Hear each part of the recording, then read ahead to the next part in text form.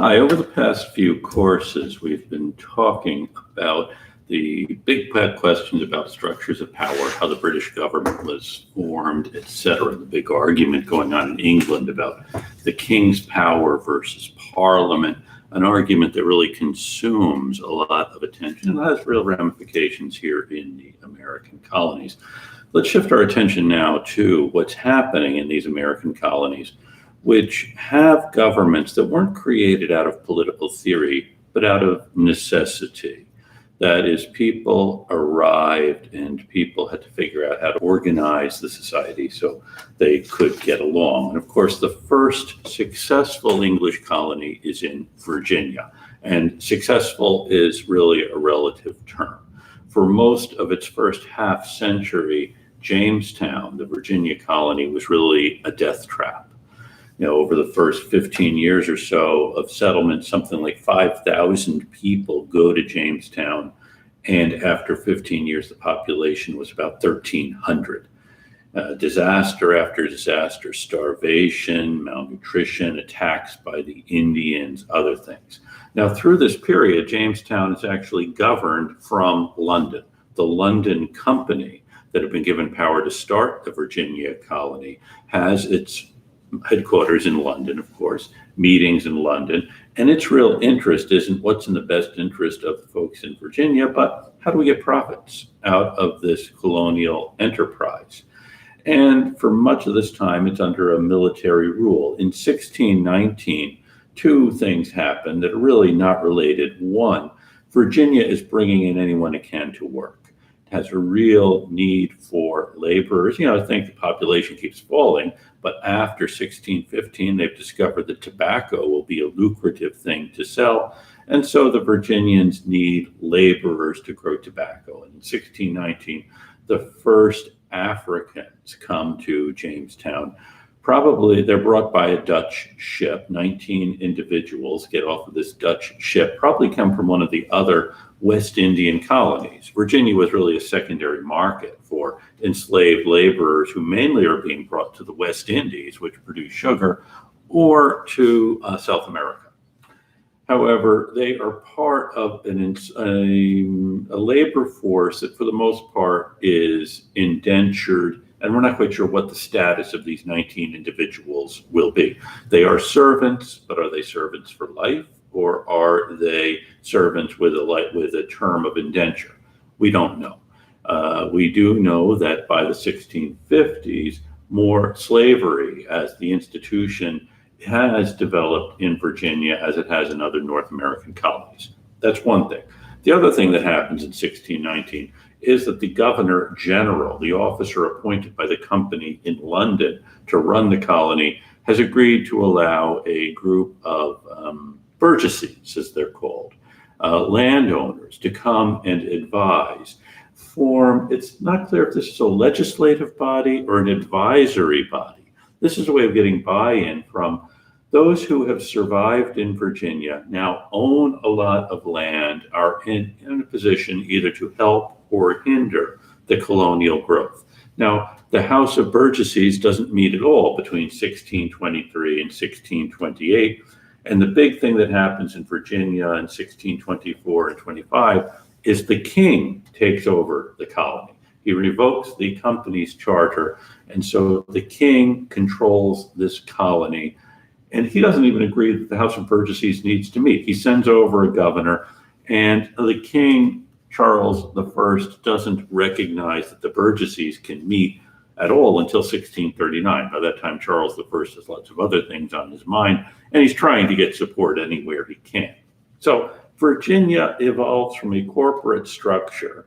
Well, I should say Virginia has a corporate body sitting in London that is going to run it, and then gradually realizes you do need to get buy-in from those who are there, but it's always a tenuous relationship. And the ocean forms a great incentive for this people in the burgesses in this colony to become a government. So that's something happening here on the ground. And like Virginia, Massachusetts' government also evolves from a corporate structure. Last time we talked a bit about the Mayflower Compact, an agreement by these people on the Mayflower that they would be bound by such laws and ordinances, etc., as they would from time to time enact. Now, the good thing for Plymouth, where they have the Mayflower Compact, is no one in London really cared what they were doing. And after 1627, they had paid off the company that had subsidized their adventure, and thus they were able to govern themselves. And they really didn't bother anyone in England, so why would anyone in England bother them? However, in 1630, a much larger group comes to what then was Massachusetts Bay. This was the Massachusetts Bay Company, started by a group of Puritans. And they have a corporate charter. And by this charter, the shareholders will meet every year in a general court, something to this day corporations do. And the shareholders would choose a governor and deputies and so on to run the company. And a couple of things are unique about the charter of the Massachusetts Bay Company. It doesn't say where the annual meeting of the general court will happen. I suspect that one of the people who had a lot to do with framing this charter was John Winthrop, who becomes the first governor of the Massachusetts Bay Colony, which we'll get to in a minute. The other thing is Winthrop knew that in 1625, the king had taken away the charter of the Virginia Company. So when he and 1,200 other Puritans sail from England in the summer of 1630, they take this charter with them, and they get to what's now the great metropolitan Boston area. And, you can't have 1,200 people in this wilderness all living in the same place. So they divide up. One group goes to Dorchester, another to Roxbury. Many of them, like Winthrop, stay in Charlestown and then move across the harbor to the Shawmut Peninsula, which they call Boston. And another group goes up the river to Watertown. And for convenience sake, they have everyone assemble in September of 1630 at Newtown, which is today Cambridge. And there Winthrop announces that this is a meeting, not just of a group of people who are here, but of the great and general court, and that all freemen will be part of this lawmaking body. And they choose Winthrop to continue to be the governor. And this becomes then the government, not of the Massachusetts Bay Company, but of the Massachusetts Bay Province. So they've taken essentially the corporate structure where you have the shareholders and made it into the governing body of this province. This is quite a significant development, but you do have the corporate structure of the Massachusetts Bay Company as outlined in the charter, then becoming the structure of the Massachusetts Bay Colony. Now, Winthrop really by allowing all the freemen into the general court, Winthrop is expanding the base of those who were committed to this enterprise working. And the Winthrop's idea is the freemen will confine themselves to choosing the magistrates, and the magistrates then will choose the governor and the deputy governor. He sees the magistrates, kind of a select group, being the ones making the rules. And this works until 1634, when there's a dispute over who should levy taxes. And at this point, the freemen, whom Winthrop saw as a group who will choose the magistrates, who then will do everything else, they say, well, we should be the ones deciding on how to levy taxes since we're the ones paying them. And then they ask Winthrop, can we take a look at the charter to see what it says? And I'm sure at this moment, Winthrop regretted bringing the charter over. Would have been better if he said, oh, we'll have to write to England and have someone look at it there and then tell us. But no, the freemen take a look at the charter, and sure enough, the general court, which now includes them, is supposed to levy taxes, not just the magistrates and the governor and deputy governor. And so lawmaking power belongs to this legislative body or to this general court, and not simply to the governor and the deputy governor. Now, in this case, as in Virginia, we see a lawmaking body or a political government evolving from a corporate structure. We also see another very important thing, which is having a written charter that spells out the rules. Remember, that's something England does not have. There is no written down English constitution. Parliament makes it up as they go along. Now, the English Civil War, which begins about 1639, really speeds up this whole process because England, preoccupied with its own problems, isn't looking at what's happening in North America. And thus, these nascent bodies politic start developing their own powers and structures of power and so on. Rhode Island, little bit different. They do get a charter from the crown, which does allow Rhode Island to govern itself. This is in the 1630s. And Connecticut also gets a charter by which they have a general court, and the general court chooses a governor. And at this point, there's negotiation going on between these different Puritans here and the English government to allow them to do this. So and Rhode Island and Connecticut, much like Plymouth, are compacts. That is, you have the group here deciding how they'll be governed, sending off to England for a charter. Then at this same time, that is in the years of the 1630s, early 1640s, a Catholic family, the Calverts, get a charter from King Charles I to start a colony in Maryland. And under this, the Calverts are the proprietors. They run the colony, and they decide how it will be governed. And of course, it's useful to have an assembly that gives buy-in from the people here. After the English Civil War and after the restoration of the monarchy in the 1660s, there is a return to establishing colonies. And one of the most important, of course, is Pennsylvania. And here, the king gives a charter to William Penn. Penn is a Quaker. Penn had supported Charles I the Penn's father had supported Charles I in the English Civil War, and he is rewarded by the crown with a charter to start to own Pennsylvania. And Penn is something of a radical Whig, and some of his friends are among the radical Whigs. And here he is drafting a government for this huge territory he is going to own. And Penn likes to talk, Penn's a good guy, and he likes to talk the talk about power and so on being diffused. But at the end of the day, as the proprietor, he wants to run this thing. One of the drafts of his constitution he sends to his friend Algernon Sidney, one of the great radical Whigs of the time.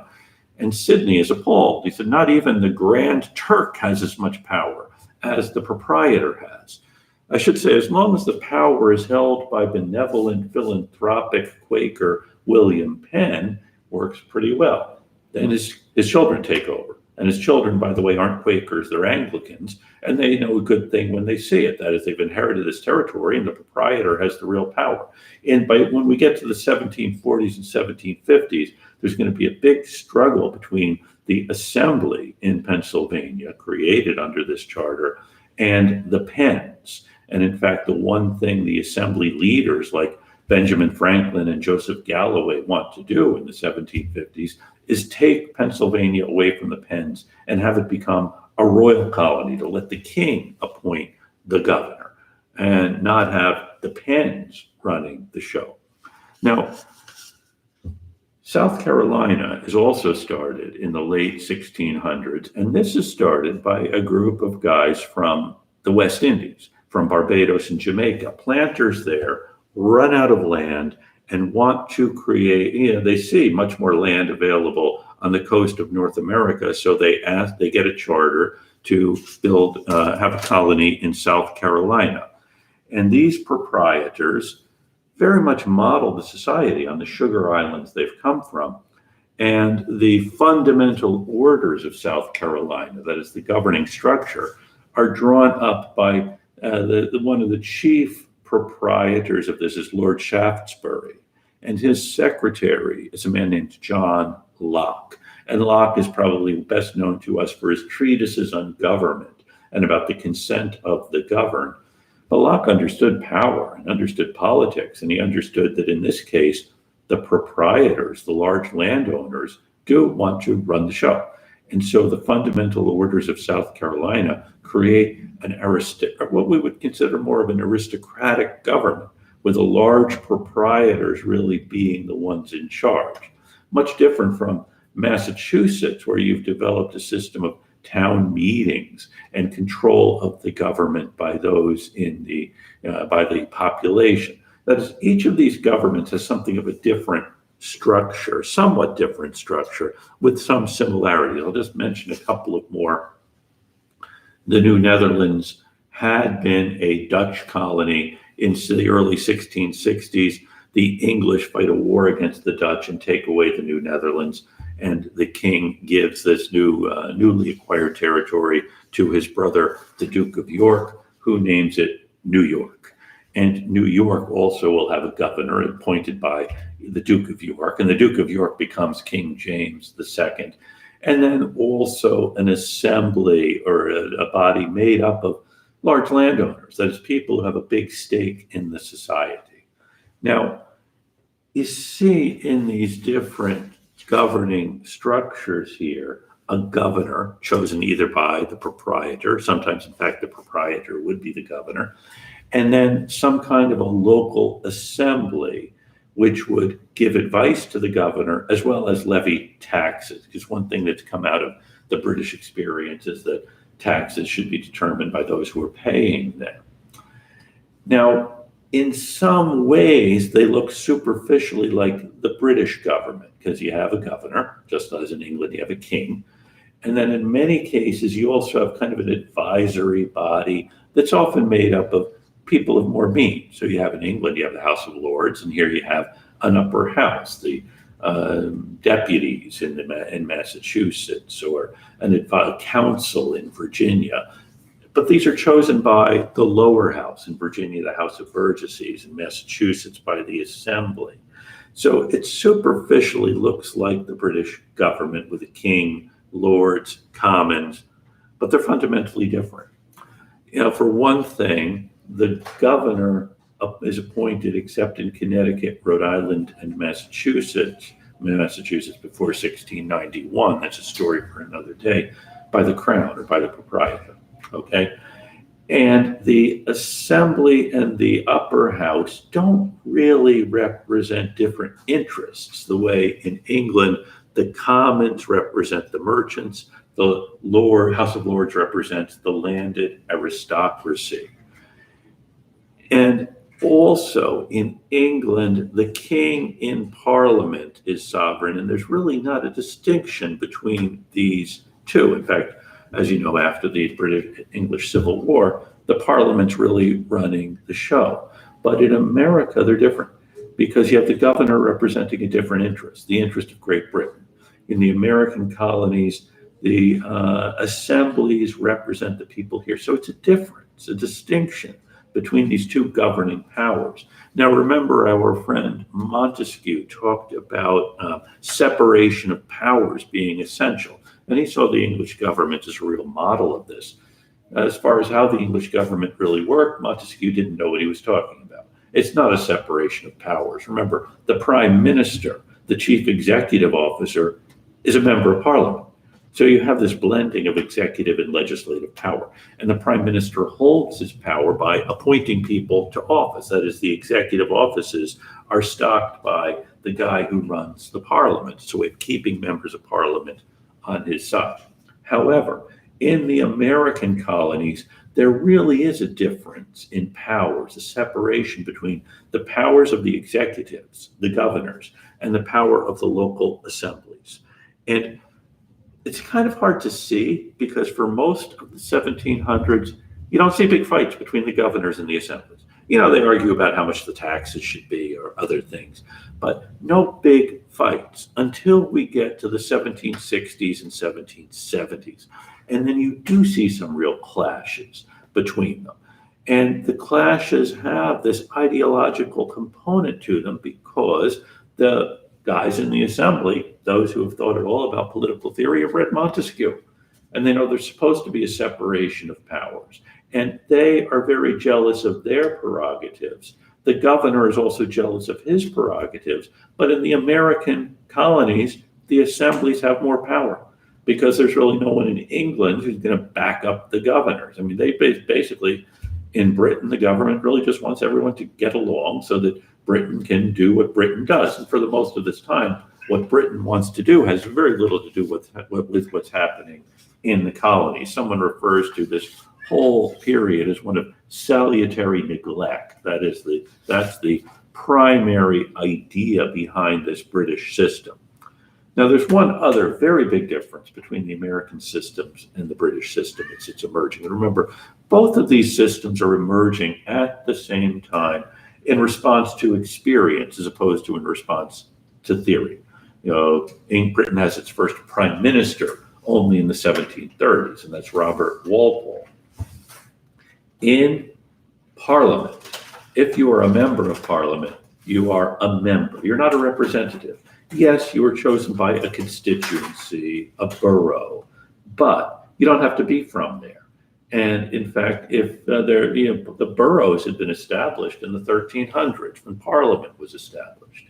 So there are some places that had population back in the 1300s, and so they have a member of Parliament. And then there are other places that didn't have any people in the 1300s, so they don't have a member of Parliament. Now, by the 1700s, some of those places that didn't have any member of Parliament were pretty significant, like Manchester and Birmingham and Liverpool, places that had grown in the centuries since 1300.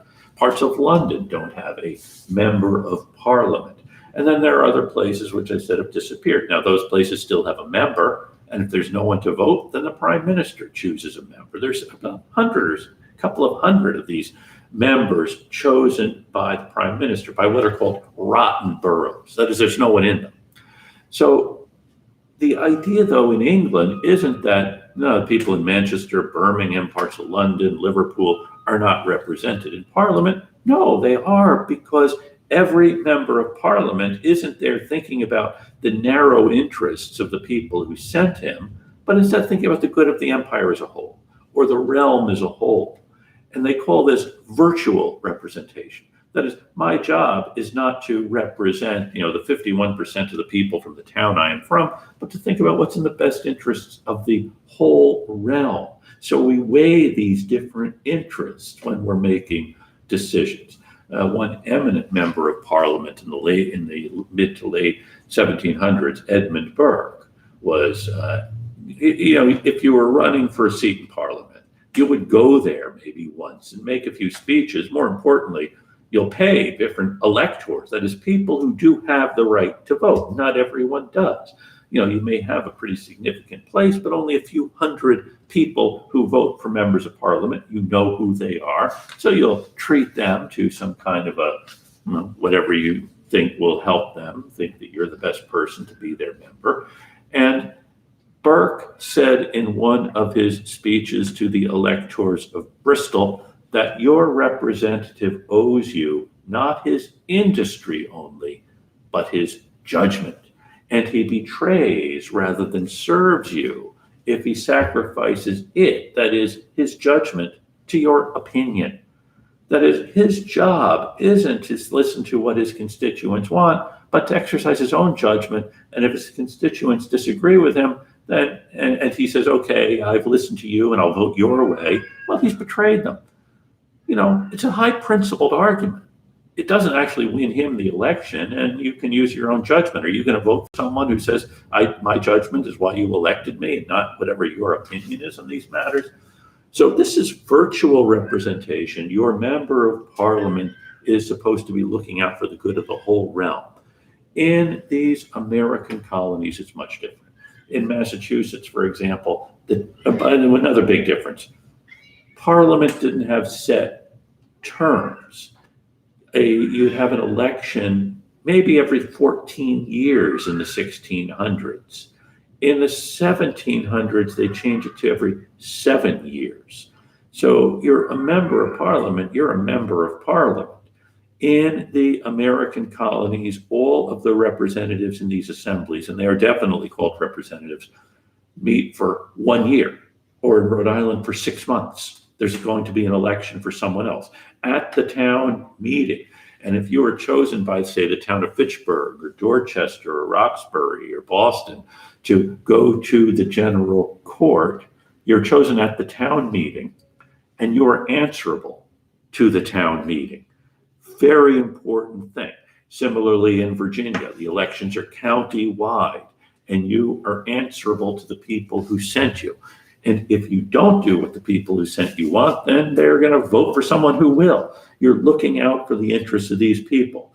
In Parliament into the 1690s, it's a criminal offense to say a member of Parliament has a fiduciary responsibility to those who elected him. Here in the American colonies, you absolutely have a responsibility to the people who elected you. And we call this actual representation. That is, you know who your representative is, and he knows who you are. You don't have this idea that, hey, I've elected someone who has better judgment than I do, and he will go and make the wise decision. No, you elected someone who's going to do what you want.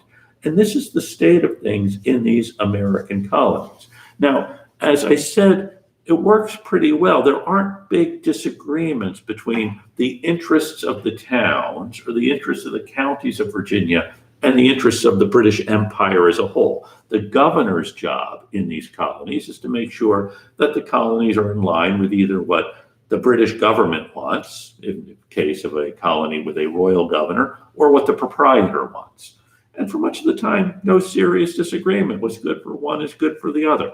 We see things begin to fall apart in the 1750s, more so in the 1760s, after Britain acquires an empire. And at that point, Parliament decides it wants to take a bigger role in governing this empire.